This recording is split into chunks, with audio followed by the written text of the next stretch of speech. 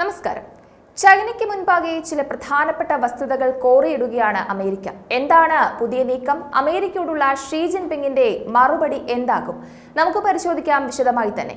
മുൻവ്യവസ്ഥകളില്ലാതെ ദലൈലാമയുമായി ചർച്ചകൾ ആരംഭിക്കാൻ ചൈനയോട് അമേരിക്ക ആവശ്യപ്പെടുന്നു എന്ന വിവരമാണ് ഇപ്പോൾ ചർച്ചയാകുന്നത്. ന്യൂഡൽഹിയിലെ യുണൈറ്റഡ് സ്റ്റേറ്റ്സ് എംബസി വക്താവ് ക്രിസ്റ്റഫർ എൽംസ് നാടുകടത്തപ്പെട്ട ടിബറ്റൻ സമൂഹത്തെ സന്ദർശിക്കുകയും ടിബറ്റൻ ആത്മീയ നേതാവ് ദലൈലാമയുമായോ അദ്ദേഹത്തിന്റെ പ്രതിനിധികളുമായോ മുൻവ്യവസ്ഥകളില്ലാതെ ചർച്ച ആരംഭിക്കാൻ ചൈനയെ പ്രേരിപ്പിക്കുകയും ചെയ്തു എന്നാണ് അറിയാൻ കഴിയുന്നത്. ദലൈലാമയുടെ സമീപകാല US സന്ദർശന വേളയിൽ അദ്ദേഹം വിവിധ US ഉദ്യോഗസ്ഥരുമായി കൂടിക്കാഴ്ച നടത്തിയിരുന്നു.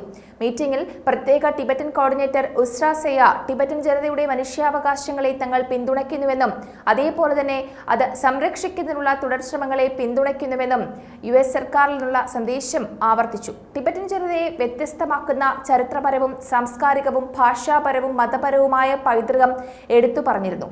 അമേരിക്കൻ സന്ദർശന വേളയിൽ ദലൈലാമ സുപ്രധാനമായ പൊതുപരിപാടികളിലും ഏർപ്പെട്ടിരുന്നു. കാലാവസ്ഥാ വ്യതിയാനവും സാമൂഹിക സാമ്പത്തിക അസമത്വങ്ങളും അഭിസംബോധന ചെയ്യുന്നതിൽ ആഗോള അനുകമ്പയുടെ അടിയന്തര ആവശ്യകത ഊന്നിപ്പറഞ്ഞ അദ്ദേഹം സാൻ ഫ്രാൻസിസ്കോയിൽ നടന്ന ആഗോള അനുകമ്പ ഉച്ചകോടിയിൽ മുഖ്യപ്രഭാഷണവും നടത്തിയിരുന്നു. കൂടാതെ ഹാർവാർഡ് സർവകലാശാലയിൽ നൈതിക നേതൃത്വത്തെയും മാനസികാരോഗ്യത്തെയും കുറിച്ചുള്ള ഒരു പാനൽ ചർച്ചയിലും അദ്ദേഹം പങ്കെടുത്തു. ഇത് അക്കാദമിക് പൊതുവൃത്തങ്ങളിൽ നിന്ന് ശ്രദ്ധ ആകർഷിച്ചു. ന്യൂയോർക്കിലെ UN ആസ്ഥാനത്ത് നടന്ന പ്രത്യേക മതാന്തര സംവാദ സെഷനിലും ദലൈലാമ പങ്കെടുത്തിരുന്നു. അവിടെ വിവിധ സംസ്കാരങ്ങൾക്കിടയിൽ സമാധാനവും ധാരണയും വളർത്തുന്നതിനെ കുറിച്ച് ചർച്ച ചെയ്യാൻ വിവിധ മതപാരമ്പര്യങ്ങളിൽ നിന്നുള്ള നേതാക്കളുമായും അദ്ദേഹം ഇടപഴകി.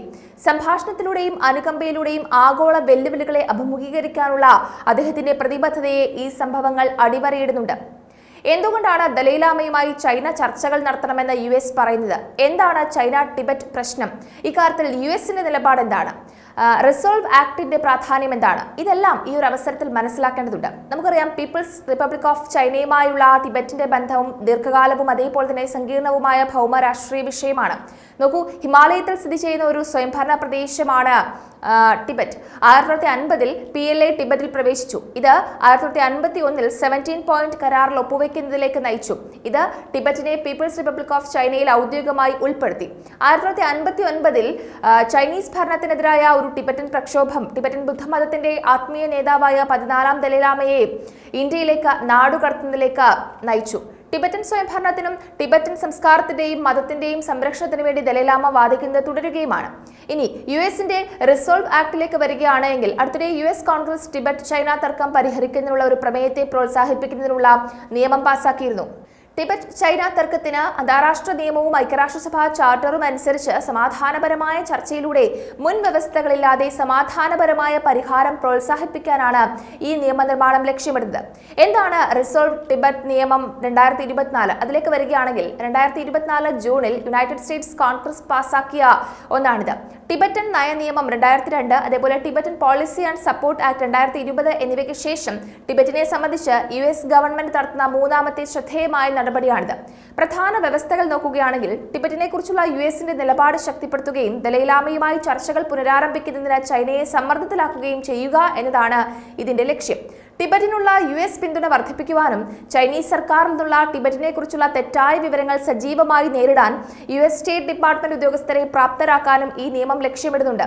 ഈ നിയമം ചൈനീസ് സർക്കാരും ദലൈലാമയും അല്ലെങ്കിൽ അദ്ദേഹത്തിന്റെ പ്രതിനിധികളും അല്ലെങ്കിൽ ടിബറ്റൻ സമൂഹത്തിലെ ജനാധിപത്യപരമായി തെരഞ്ഞെടുക്കപ്പെട്ട നേതാക്കളും തമ്മിൽ മുൻവ്യവസ്ഥകളില്ലാതെ ചർച്ചകൾ നടത്താനും പ്രേരിപ്പിക്കും. ടിബറ്റൻ ജനതയുടെ സ്വയം നിർണയാവകാശത്തിനും മനുഷ്യാവകാശത്തിനുമുള്ള അവകാശത്തെ ഇത് അടിവരയിടുന്നുണ്ട്. അന്താരാഷ്ട്ര മനുഷ്യാവകാശ ഉടമ്പടികളിൽ ഒപ്പുവെച്ച ചൈനയുടെ കടമയും ഇത് ശ്രദ്ധിക്കുന്നുണ്ട്. ടിബറ്റൻ ജനതയുടെ വ്യതിരിക്തമായ ചരിത്രപരവും സാംസ്കാരികവും മതപരവും ഭാഷാപരവുമായ സ്വത്വത്തെ ഇത് തിരിച്ചറിയുകയും അഭിസംബോധന ചെയ്യുകയും ചെയ്യുന്നുണ്ട്. ടിബറ്റിലെ നീതിക്കും സമാധാനത്തിനും വേണ്ടി നിലകൊള്ളാൻ അന്താരാഷ്ട്ര സമൂഹത്തെ ശാക്തീകരിക്കാനും ഇത് ലക്ഷ്യമിടുന്നുണ്ട്. ഇനി ചൈനയുടെ നിലപാട് നോക്കുകയാണെങ്കിൽ, 13ാം നൂറ്റാണ്ട് മുതൽ ടിബറ്റ് തങ്ങളുടെ പ്രദേശത്തിന്റെ ഭാഗമാണെന്നും അതിന്റെ നയങ്ങൾ പ്രദേശത്തിന്റെ വികസനമാണ് ലക്ഷ്യമിടുന്നതെന്നും ചൈന അവകാശപ്പെടുന്നുണ്ട്. എന്നാൽ USഉം കാനഡയും പോലെയുള്ള ചില പാശ്ചാത്യ രാജ്യങ്ങൾ ടിബറ്റൻ സ്വയംഭരണത്തിനും മനുഷ്യാവകാശത്തിനും ഒക്കെ വലിയ പിന്തുണയും നൽകുന്നുണ്ട്. എന്തായാലും ഇപ്പോൾ അമേരിക്ക മുന്നോട്ട് വെച്ചിരിക്കുന്ന ആവശ്യത്തെ ചൈന എങ്ങനെ നോക്കിക്കാണുന്നു, ഷീ ജിൻപിങ് അതിനോട് എങ്ങനെ പ്രതികരിക്കുമെന്ന സംശയത്തിൽ തന്നെയാണ് ലോകം ഇപ്പോൾ. തീർച്ചയായിട്ടും ചൈന എന്തെങ്കിലുമൊക്കെ കുതന്ത്രങ്ങൾ മെനഞ്ഞുകൊണ്ട് ഇതിൽ നിന്നും വഴുതി മാറാനേ സാധ്യതയുള്ളൂ എന്നാണ് ഒരു കൂട്ടം വിദഗ്ധർ പറയുന്നത്.